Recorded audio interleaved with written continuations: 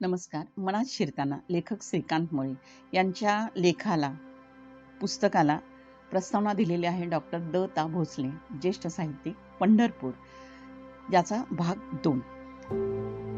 या मनावरच्या नियंत्रणाबरोबर आपण संतोषाकडे वळायला हवे.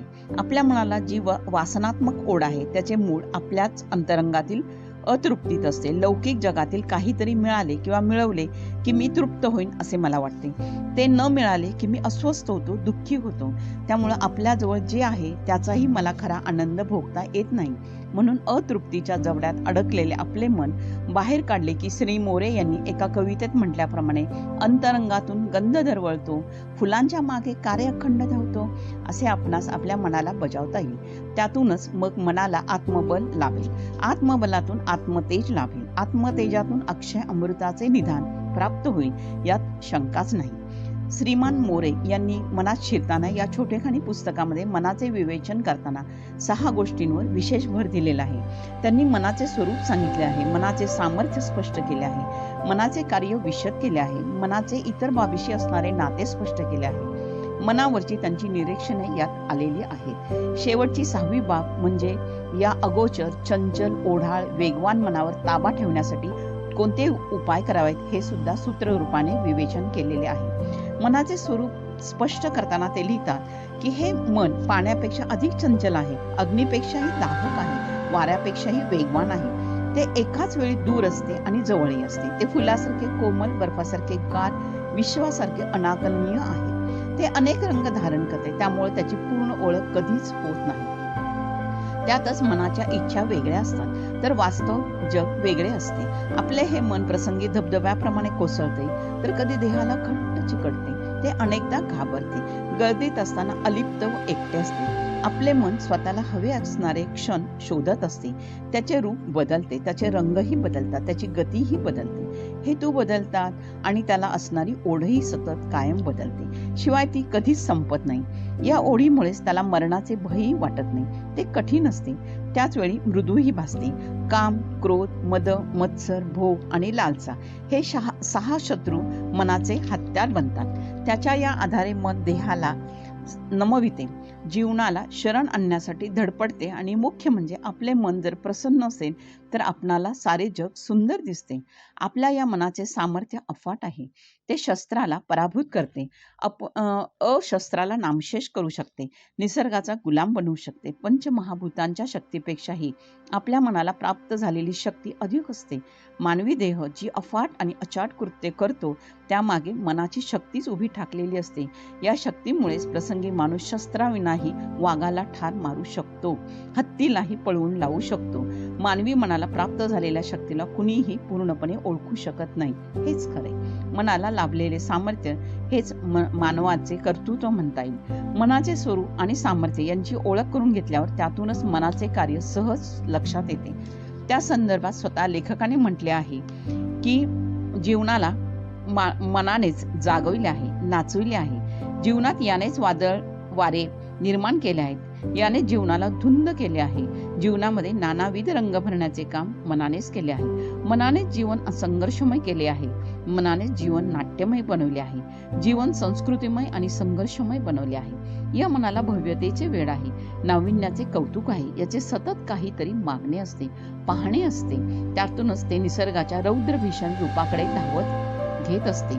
थोडक्यात असं म्हणता येईल की मनासाठी कोणतेही कार्य अशक्य नाही, कोणतेही कार्य कठीण नाही. ते भूतकाळापासून प्रेरणा घेऊन वर्तमान काळात भविष्याच्या ओढीतून कार्य करीत असते. या ग्रंथात श्री मोरे श्रीकांत यांनी विवेचनाच्या ओघात मनाचे देहाशी असणारे नाते सांगितले आहे. दोघांतील द्वैत आणि अद्वैत, सख्य आणि दुरावा, शरणता आणि आक्रमकता, स्पर्धा आणि तडजोड यांचे लेखकाने मनोज्ञ वर्णन केले आहे. देहाशिवाय मनाला आधार नाही आणि मनाशिवाय देहाला तृप्तीचे सुख नाही. मन हे चंचल असल्याने त्या आपल्या इच्छेप्रमाणे देहाला नाचवते आणि वासना तृप्तीचे सुख मिळत असल्याने देहाला त्यात आनंद लाभत असतो. आपली पंचेंद्रिय तशी तटस्थ, उदासीन, निर्विकार असतात. त्यांना उत्तेजित करणे, त्यांना कृतिशील बनवणे, त्यांच्याकडून हवे ते करून घेणे या गोष्टी मन करीत असते. त्यातूनच दोघांना पुरते असले तरी तृप्तीचे समाधान प्राप्त होते. देह आणि मन यांच्या नात्यासोबतच लेखकाने मनाचे आणि आत्म्याचे असणारे नाते, भावभावनाशी असणारे नाते, मनाचे मृत्यूशी असणारे नाते, मनाचे विचारांशी असणारे नाते, मन आणि हृदयाशी असणारे नाते, मनाचे आणि चैतन्याशी असणारे नाते, मनाचे वस्तूशी आणि परक्या व्यक्तीशी असणारे नाते यांच्या विविधतेवरही सूत्ररूपाने विवेचन केलेले आहे. त्यामुळे मन विषयीच्या आपल्या धारणा स्पष्ट होण्यास मदत झाली आहे. या विवेचनात लेखकाने अधिक भर दिला आहे तो मनाचा जीवनाशी असलेल्या नात्यावर, आपल्या जीवनावर या मनाचा असर सर्वांगाने सखोल, सर्वंकष व शाश्वत परिणाम होतो याचे परिमाणकारक चित्रण लेखकाने केलेले आहे. मन एक कठीण गाणे, खेळ मनाचे यासारख्या काव्यात या मनाचे जीवनाशी असणारे नाते त्यांनी काव्यात्मक भाषेत व्यक्त केले आहे. वेदनेच्या कठीण जखमा, जीवन एक कठीण गाणे, मन एक कठीण गाणे असा निष्कर्ष त्यांनी यातून काढलेला आहे. मनाचे स्वरूप, सामर्थ्य, नातेसंबंध यातून लेखकाने मनाविषयी काही निरीक्षणे नोंदवलेली आहेत. जसे की निश्चित असे ध्येय समोर नसेल तर मनाचा निर्धार होत नाही. निर्धार नसेल तर जीवनाची शोकांतिका होते. 3. आपले मन प्रसन्न असेल तर आपल्याला जग सुंदर वाटते आणि मन जर उदास असेल तर जग अंधारमय वाटू लागते. 4. मन आणि देह यांची एकी ही सनातन स्वरूपाची असते. 5. आपल्या मनाची आपणालाच पूर्ण ओळख कधीच होत नसते. 6. आपले मन आणि विचार हे एक नव्हे. 7. कामक्रोधाचा लोभ सुटल्याशिवाय ध्यानधारणेत मन रमत नाही. 8. प्रबळ आणि हेकेखोर मनाचे जीवनाला आज्ञापालन करावेच लागते. 9. अनेकदा आपले वय झालेले असले तरी मनाला वार्धक्य येत नसते. 10. जाणीवेच्या जगात वावरणारे मन क्षणात नेणिवेच्या जगात धावत असते. 11. मनाला एखादी गोष्ट आवडली की तीच पुन्हा पुन्हा हवी वाटते. 12. मन कधीच निष्काम कृती करीत नसते. मनाचे हे गुणधर्म पाहिले की ते गूढ कोडे वाटते. अशासारखी बरीच निरीक्षणं आपण यामध्ये ऐकली असतील.